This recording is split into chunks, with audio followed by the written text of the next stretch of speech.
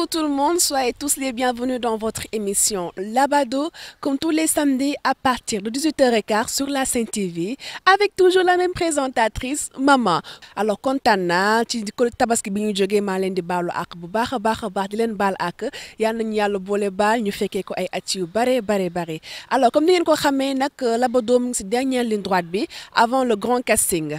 Au passage aussi émission tey parents yi laa ko jagleel parents yi nga xamante ne ñoo am confiance ci waa équipe Labado ba bàyyi seen ay doom yi ñu participer ci émission bi ñooñu parents yéen laay remercier bu baax a baax na Labado bu demee ba àgg fii tey mun naa ne que c'est grâce à vous vraiment chapeau.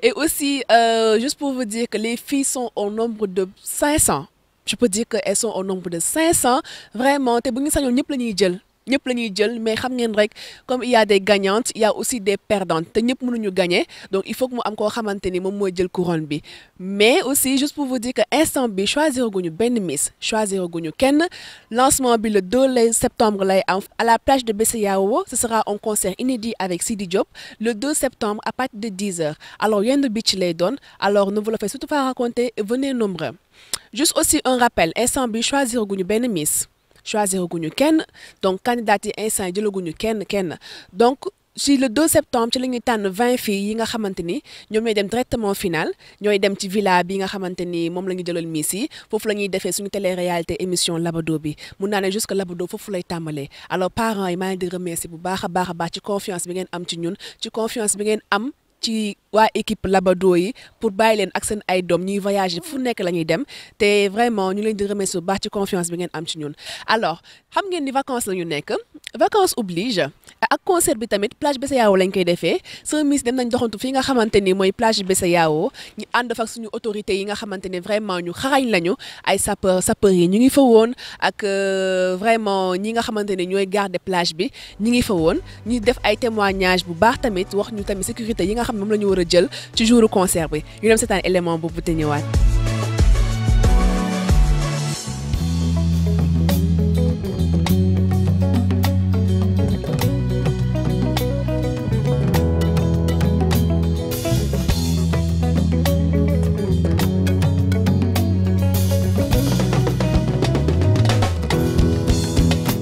yenn saay may dox di waxtu mel ni ku àndatul ak sa boom yenn saay ma weet te toog ci biir mbooloo may jooy di jooy nga mel ni ku ma gisul wante xam naa ne bonuloo nit ku ne mën na juum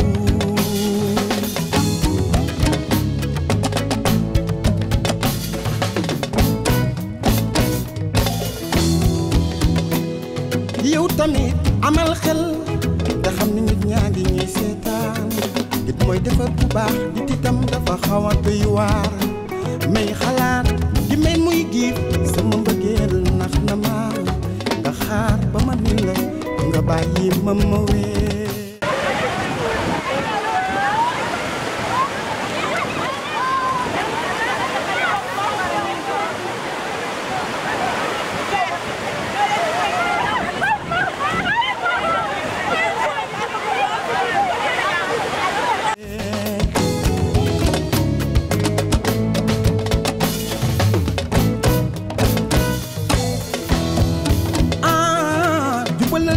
fa nga jaam ndinkaane du alal yóbbanti du moomeel kon la moomul ba ko faa xanaa xamoo ki amal kenn la te lu ko neex lay séddale bul xool ma ni ma mel seetaatal ni nga mel. Alors aujourd'hui nous sommes à la plage de la Besseyao où la scène de baignade sont pleines. Alors nous sommes avec l'adjudant-chef Ndir qui se trouve être le chef du détachement des sapeurs-pompiers, donc détaché dans cette plage. Alors mon adjudant-chef, présentez-vous. Oui. Bon.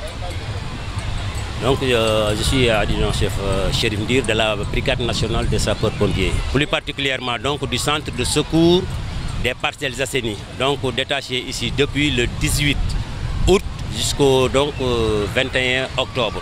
Effectivement, c'est un site, donc c'est une place donc, qui se présente ici avec donc 3 postes donc, de secours donc, des maîtres nageurs. Là où nous sommes, donc, il y a le poste de secours principal, c'est le poste 1. composé donc des maîtres nageurs donc, et de 5 éléments donc, de la brigade donc, nationale des sapeurs-pompiers. Il y a donc le poste 2 qui est donc à 50 mètres donc, vers l'est et le poste 3 est derrière donc, à 50 mètres encore. Ça se passe très bien parce que ça fait donc, des années que nous sommes là avec eux et le travail se passe très bien. Donc comme je l'ai dit, donc, toutes les vacances donc, ils sont là, donc, ces maîtres nageurs avec nous qui donc, abattent donc, un travail colossal donc, avec donc, ces éléments donc, de la brigade donc, des sapeurs-pompiers. Donc chaque matin donc, il y a le sport, on fait du sport, on se prépare. Donc, physiquement ils sont là, ils sont aptes, donc moralement ils sont donc au top. Et intellectuellement aussi ils sont au top. Donc pratiquement donc, c'est une zone donc, qui est donc, sécurisée et surveillée donc, avec ses maîtres nageurs donc, et ses sapeurs-pompiers. alors tey nag ñu ngi fi nga xamante ni mooy centre aéré BCEAO ma jàkkaarloog ak sama benn kàngam macha allah ma bàyyi ko rek mu présenté wu. voilà donc man maa ngi tudd major Maguette Wade bu brigade nationale des sapeurs-pompiers donc ñu xamee ma ci service bi nga xamante ne mooy spécialiste en intervention subaquatique bi nga xamante ne ñoom ñooy yëngatu ci wàllu géej fépp ci biir Sénégal. d'accord je vois kon xam naa ne loolu nit ñi comprendre nañ ko bu baax léegi mu bëggoon a xam lan ngay def fii tey fii nga xamante ni mooy BCEAO. voilà donc BCEAO li ma fiy def tey mooy que ne xam nga chaque année vacances yi su fekkee ne dañu démarrer direction de la protection civile donc ñi nga xamante ne ñoom dañuy liggéey en collaboration avec la brigade nationale des sapeurs-pompiers chaque année dañuy lancer benn campagne de sensibilisation contre les risques de noyade. donc campagne boobu depuis démb ci la ñu nekk donc di def le tour des plages effectivement donc pour sensibiliser les gens donc loolu moo waral tey suñu teewaay fii ci plage BCEAO. Je suis l'adjudant-chef Ismaïla Fall, je viens de la direction de la protection civile. Aujourd'hui, avec la recrudescence des cas de noyade qui ont été recensés ces derniers jours, le ministre de l'Intérieur a donné des instructions à ses services, que ce soit la direction de la protection civile, la brigade nationale des sapeurs-pompiers, la police nationale, mais aussi les autorités administratives. Nous, à ce qui nous concerne, la direction de la protection civile, comme chaque année, nous menons des campagnes de sensibilisation au niveau des plages. Ce week-end, nous avons entamé une caravane de sensibilisation sur les risques de noyade. Nous avons commencé hier par la plage de Guédiawaye. Donc on a fait les hameaux 4 et hameaux 6. On a fait aussi la plage de Malika, mais aussi la plage de Malibu. Donc l'importance de cette mission, c'est d'appeler les populations au respect des consignes de sécurité et aussi les appeler à la fréquentation des places autorisées. La plage d'Ongor, la plage de Yoff, 2 plages autorisées à Gorée. Nous avons la plage de Soumbédioune derrière la cour de cassation. Nous avons la plage de Teroubaï, Sogui, derrière le palais présidentiel. Nous avons la baie de Anne, nous avons Voile d'Or, nous avons Monaco Plage, nous avons Batal de Thiaroye. Maintenant, pour les plages interdites à la baignade, nous avons 3 zones à Yoff. Nous avons la plage de Cambérène, nous avons la plage de Yen, nous avons la plage de Djamalay, nous avons la plage de Malibu, nous avons la plage de Soumbédioune, nous avons les plages au niveau de la cornice de Guédiawaye, que ce soit Amont 4 et Amont 5. Nous avons aussi les plages qui sont au niveau de Rufisque, mais aussi au niveau de Yen et de Sendou, qui sont également interdites à la baignade. Ibrahima Fall, maître nageur, mais en même temps nekk président de l'association des maîtres nageurs du Sénégal. D'accord Ibrahima Fall tey ñu ngi fi nga xamante ni mooy plage BCEAO vraiment tout tànk yi bari nañ fi y a trop de jeunes ma bëggoon xam rek yow lan ban jàngat nga ci jëlee. waaw jàngat bi mu ci jëlee mooy en fait on a l'habitude de voir ça quand il fait chaud bu tàngee donc nit ñi je pense que dootuñ toogati ci kër yi dañuy obligé rabattre vers les plages mais bu ñëwee fekk ñu plage ñun on va essayer de les organiser comme li ngeen gis ci plage bi mettre en place un dispositif de sécurité mettre en place des zones de baignade. Donc, bu ko defee ñu leen di sécuriser et puis di leen sensibiliser aussi parce que dans une plage il y a ce qu'on appelle dafa am lu ñuy woowee les consignes de sécurité léegi nag consignes de sécurité yooyu lañ leen di jàngal maanaam lu ñuy digle ak lu ñuy tere mooy recommandations yi ak interdiction yi. mais ak vacances ni seen liggéey bi war naa mën a métti de. waaw dina métti mais on a l'habitude quand même di leen encadrer donc am na ñoo xam dañuy dëgër bopp c'est normal parce que partout foo dem dina am ñoo xam ne dañuy dégg am na ñoo xam duñu dégg mais aussi toujours dañuy essayer rek waxtaan ak ñoom di leen mooy comme li ma wax sànq di leen essayer conscientiser parce que am na ñoo xam ne am ñu culture plage parce que plage du la neex nga fiy def quoi donc boo ñëwee da ngay topp li sécurité bi teg mettre en place nga koy respecter.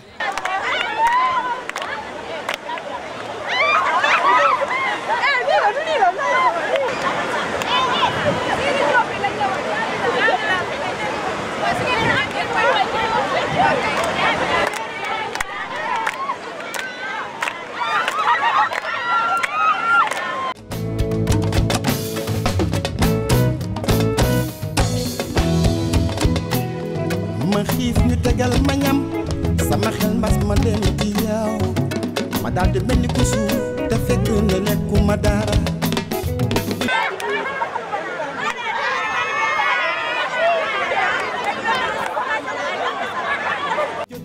ma jéem a nelaw di la jëneer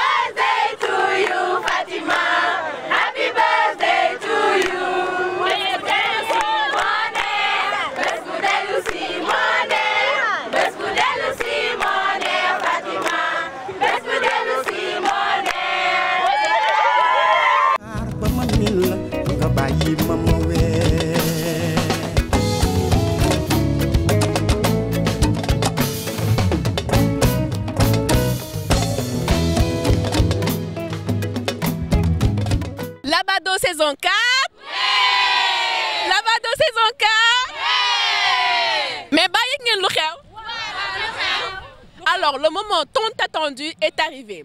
Miss Labado saison 4 à la plage BCEAO à partir de 10h. Ne vous le faites surtout pas raconter. Boo leen bëggee gis ay miss cultivée, intelligente, ravissante, très belle.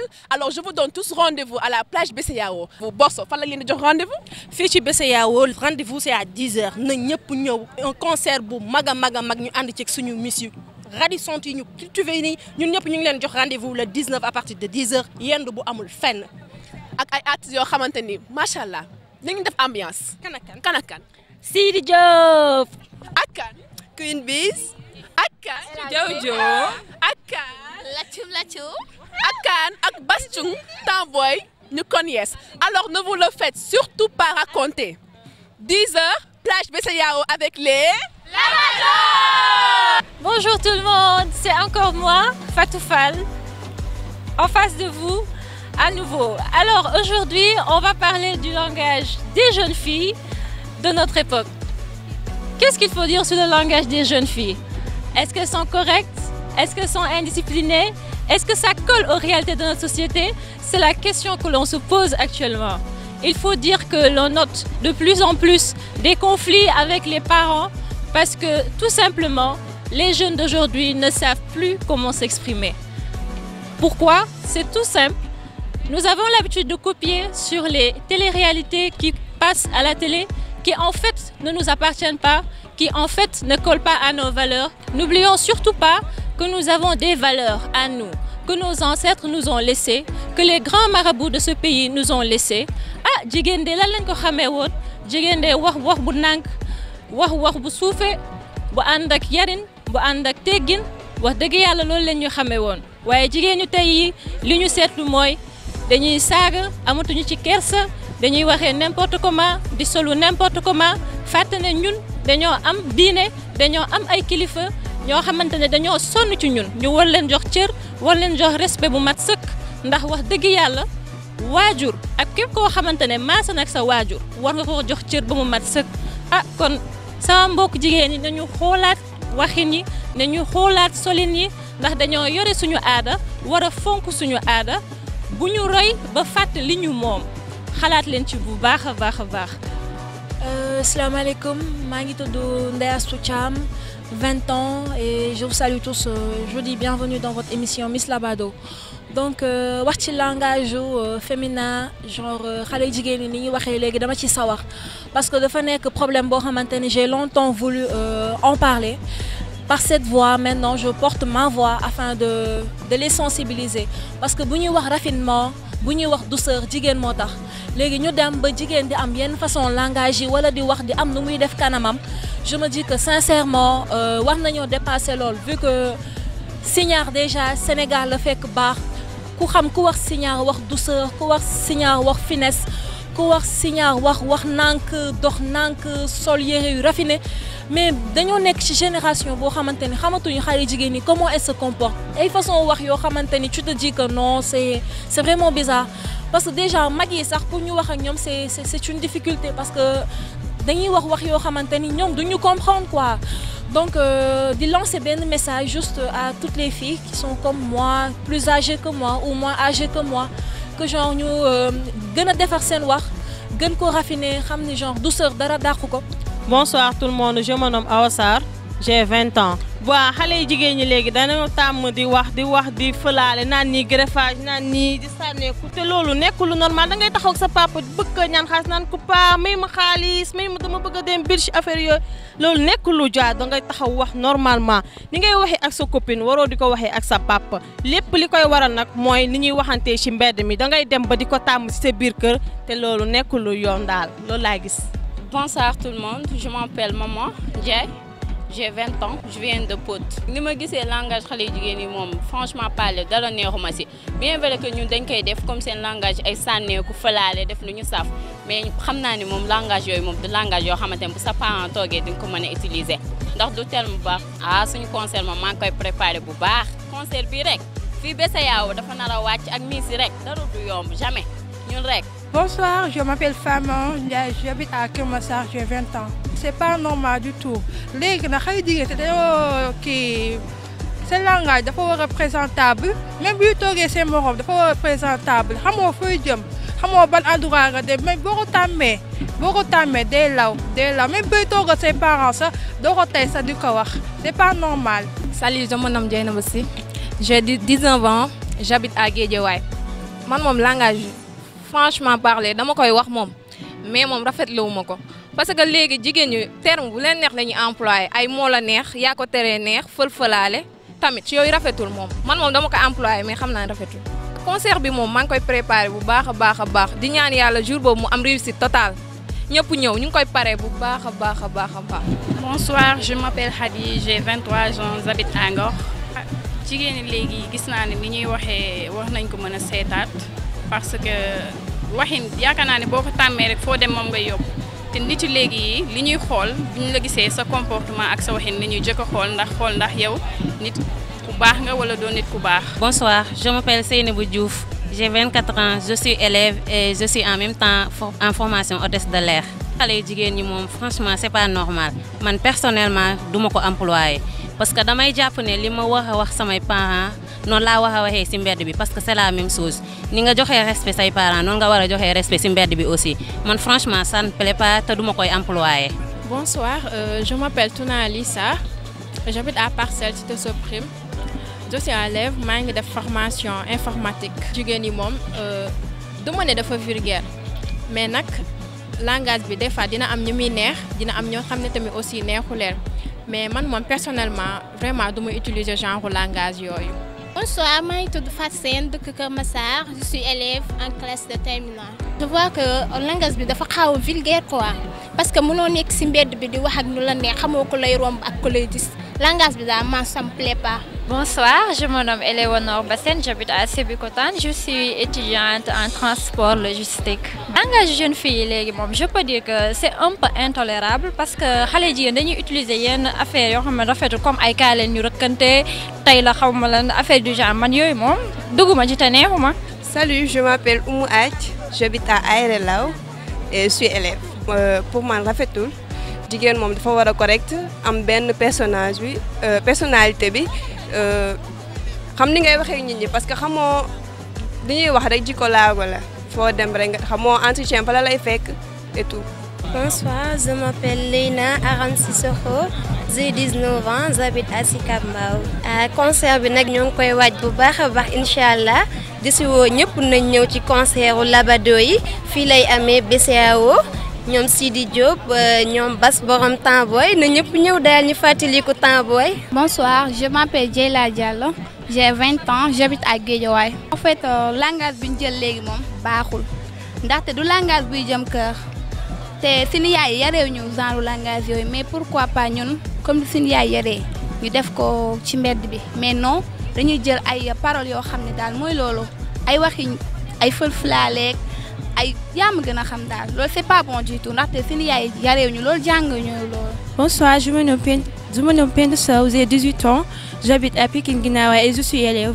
Xale jigéen ñi léegi je vois que ni ñuy comporter dafa bizarre parce que ils parlent bizarrement, ils ne se comportent pas bien aussi parce que nit ki da nga tu dois bien te comporter ngay dox ndànk di wax boo xamante ni si foo ko waxee ñu nawloo la aussi parce que toog ak say parents di wax yoo xamante ni si kenn du la si nawloo loolu baaxul. Bonsoir, je m'appelle Ramatoulaye Dia et voilà. Langage du jigéen ñi xaw na ma metti parce que apprendre une langue c'est vraiment apprendre sa civilisation. Et modifier une langue, ça n'est une autre, c'est vraiment autre chose. Alors, si vous voulez vraiment modifier votre langue, ça va vraiment être compliqué, ça va pas être avec l'éthique de votre éducation, et c'est vraiment dangereux. Parce que di nga wax boo xam ne nit ki classé la foo xam ne alors que ni yow du loolu peut-être sa folie de jeunesse ak ni ngay nekkee ak say copines moo la ci yóbbu alors que pour autant mën nga corriger say copines ne leen nii ak nii la ñuy waxee. Voilà ñoom daal yóbbaale la rek nañ ñëpp def ma def non il faut vraiment être différent voilà. Salam alaikum, je me nomme Mami Awa Diallo, j'habite à Thiès, je suis élève au lycée Ahmadou Ndak Seck de Thiès et j'ai 20 ans, merci. Langage xale jigéen ñi léegi moom yaakaar naa ne ñëpp koy def dama yaakaar ne loo xamante ne ni boo toogee ak say kilifa doo ko wax waroo toog feneen di ko fa wax ma jàpp ne daal lu kii la lu ñaaw la ñu war ka bàyyi vraiment. Salam alaikum, moi c'est Aïcha. Sur comportement, bon, je veux dire que booy wax ak say aînés normalement tu dois bien parler par rapport à ses amis genre yooyu noonu quoi.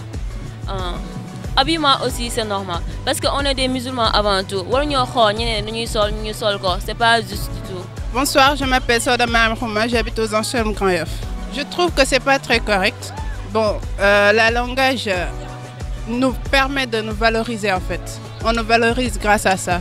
Parce que tu parles n'importe comment, on te classe d'une manière, on dit que tu es une fille de n'importe quoi. Donc il faut savoir parler correctement. Bonjour, je m'appelle Adja, j'habite à Petit Mbao.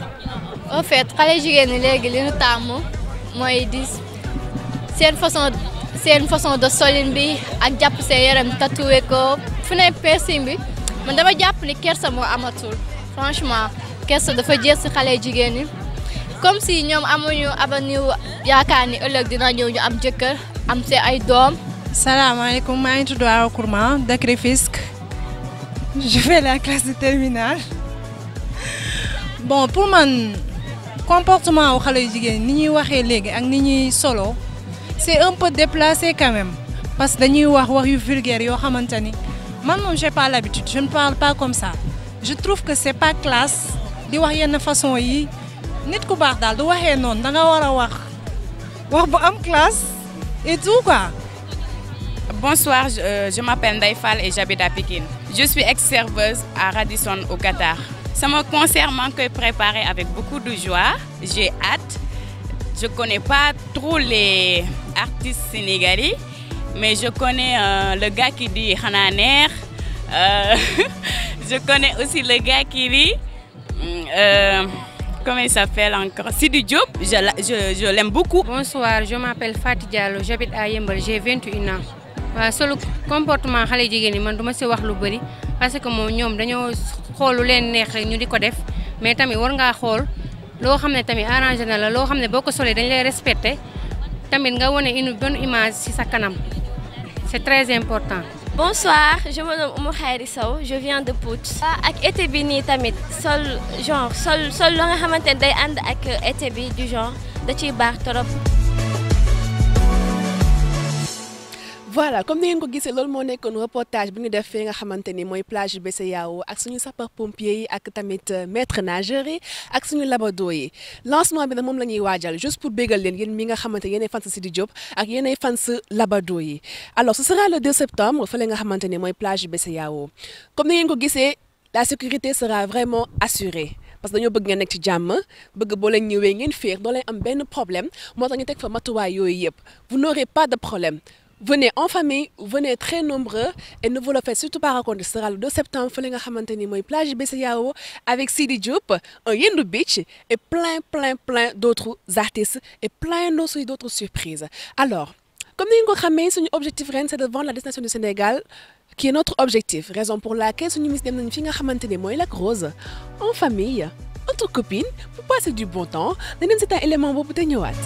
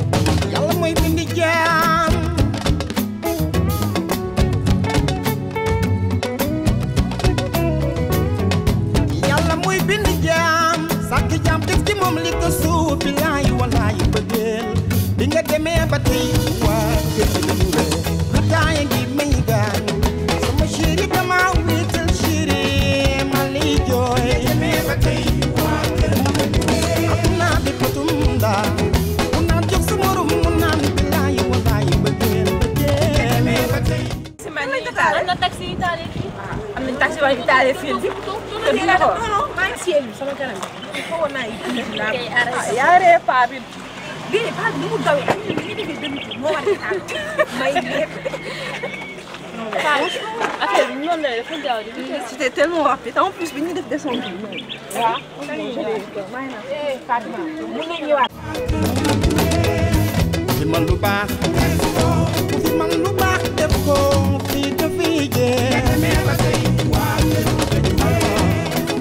Bye.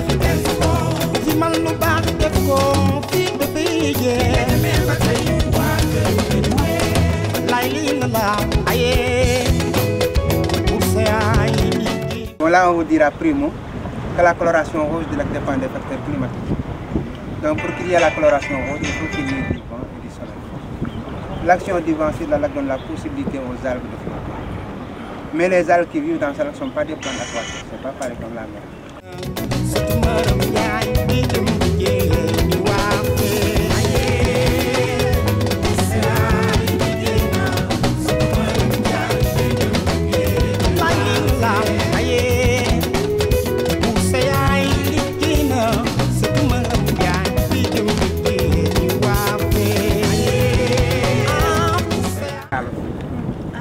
Gros sel là? Oui, parce que dans ce lac, on peut exploiter 3 sortes de sel. Maintenant, à 45 jours, le sel a cette dimension. À 45 jours, le sel a cette taille. 20 à 25 jours, c'est le sel de la fleur de sel. Et maintenant, 90 jours, c'est le sel de balle.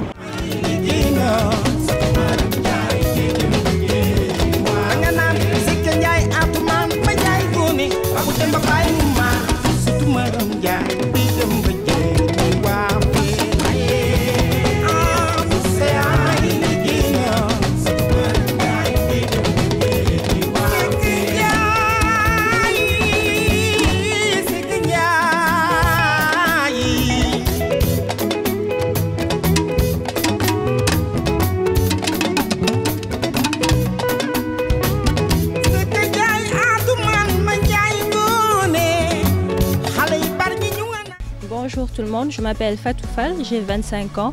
Je suis titulaire d'un Master 2 en biologie animale, spécialité génétique, d'un Master 2 en défense, sécurité et paix, de 2 licences en droit privé français et en droit privé sénégalais. Étudiante actuellement en Master 1 à l'université Amadou Hampâté-Bâ de Dakar.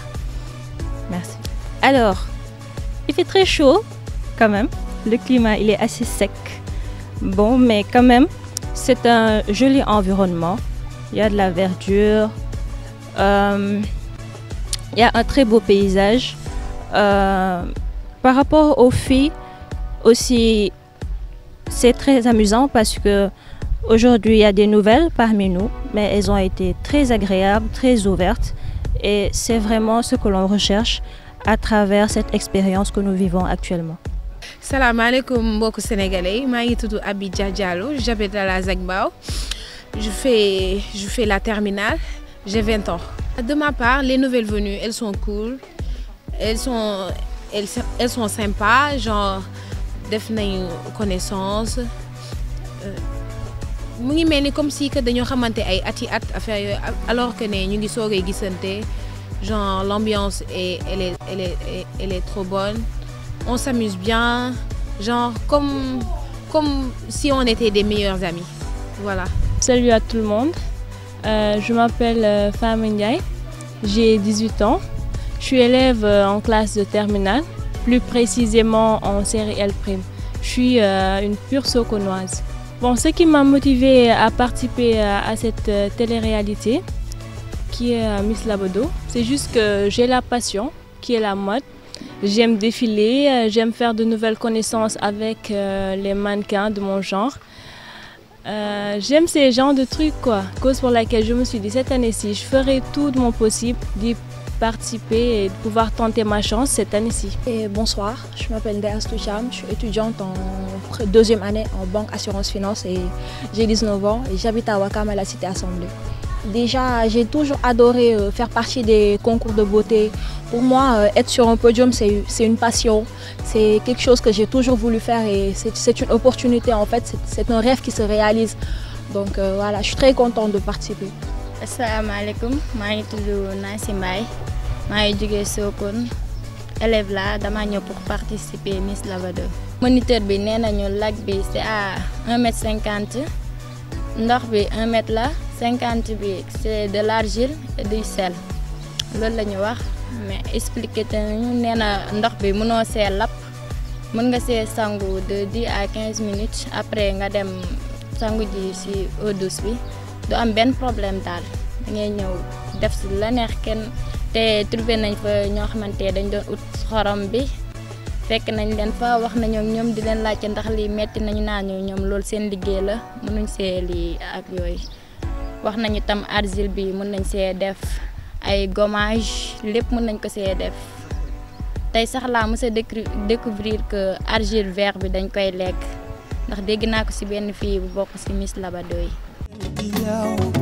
ma daal di mel ni ku suuf te fekk ne lekkuma dara bu jotee ma jéem a nelaw di la jëneer nga xaar ba ma min la nga bàyyi ma ma weer.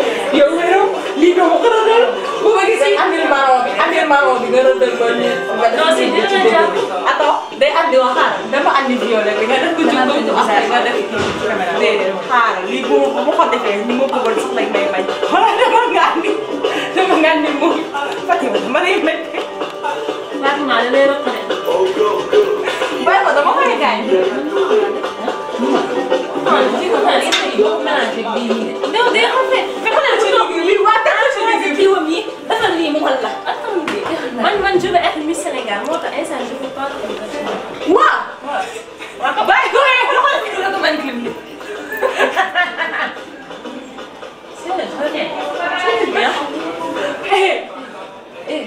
Même touche pas avec ça.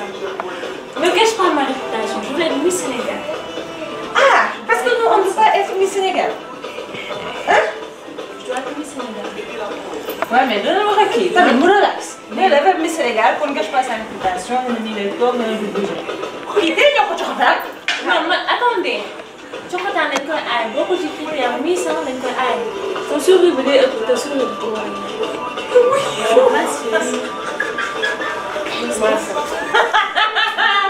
a j'en peux plus. écouteur ana mu jox leen ma sama écouteur yéen tamit. andi bi laaw. Fatima Fatima Fatima Fatima Fatima daw si. Astafurlah. non man Fama rey na ma moo njëkk a ñaaw ba pare. lay Fama rey na ma. waaye li nekk Fama yi jàppoo ma yow. xool leen. ah bisimilah. ma yàq soxla bi fi mu ne nga ne ko laaj ci mbedd bi nii mbaam. yéen a àll bi. mbaam. moom kay bu soxla day xonk.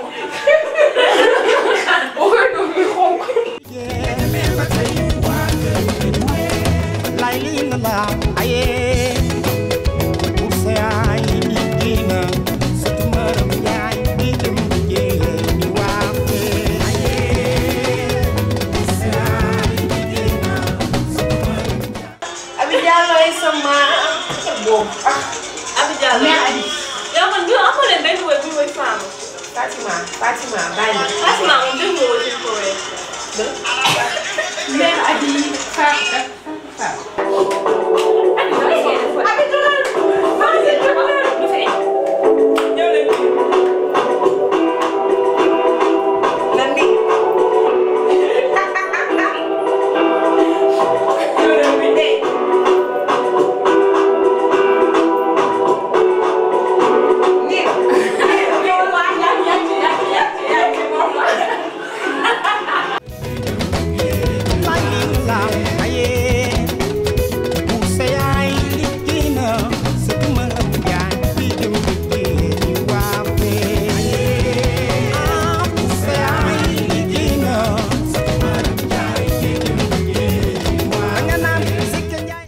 Déjà pour élection bi, bon, on a été au King Fat hier.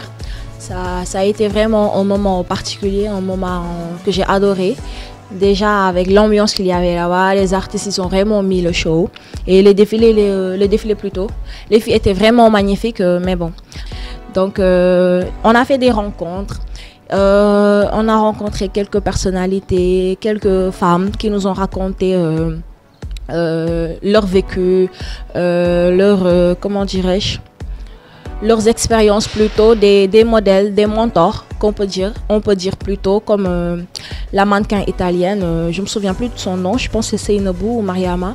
Mais bon, après, elle, c'est un modèle pour nous déjà parce qu'elle défile sur tous les podiums, donc c'est notre rêve à nous, donc on ne peut qu'en profiter de leur expérience, donc vraiment j'ai adoré.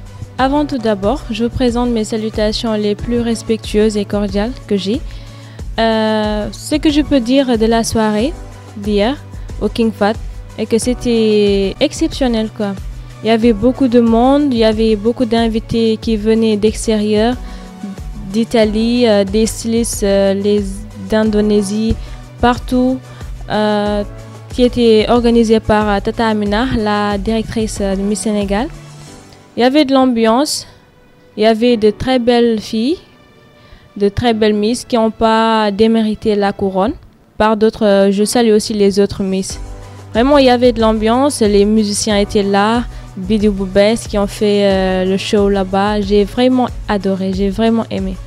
Pendant la cérémonie, en fait, moi et Fatima, nous avons des commentaires parce que Miss, ils sont genre, dañuy naan kii peut-être yére bi jàpp na ko affaire yooyu kii rafet na wala kii moo ko daax mais amoon na ñaari soxna yu nekkoon suñu ginnaaw mais à chaque fois bu ñu joxee suñu commentaire rek dañuy dégg ñu ñuy sànni ay trac ci suuf naan dañoo soof dañoo bon dañoo iñaan dañoo bëgg suñu sañoon ñun ñoo naroon yéeg ci kii bi alors que c'était pas le cas ñun dañuy wax juste nii juste pour le fun parce que xam nga am nañ ku ñuy supporter mais teewul keneen bu ñëwee présenté wu dañuy naan kii wax na lu baax mais yére bi jàpp ko wala affaire yooyu noonu xam nga rek jikkoy sénégalais surtout les filles mooy loolu mais mooy loolu daal en fait c'était pas pour xam nga déstabiliser les mais c'était juste pour rigoler et tout affaire yooyu noonu loolu kese la.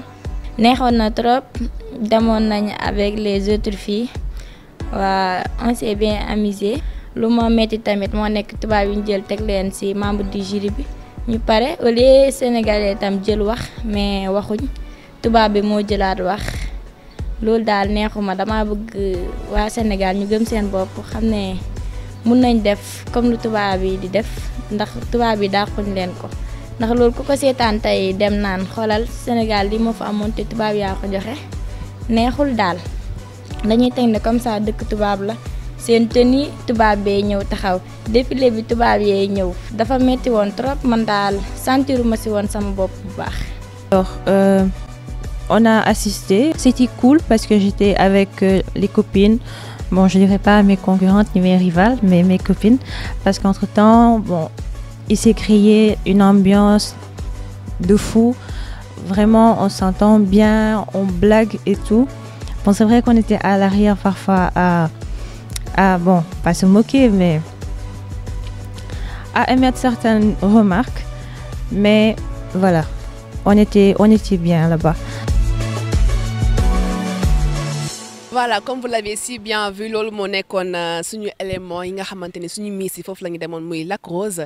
Elles étaient entrecoupées, c'était vraiment très bien.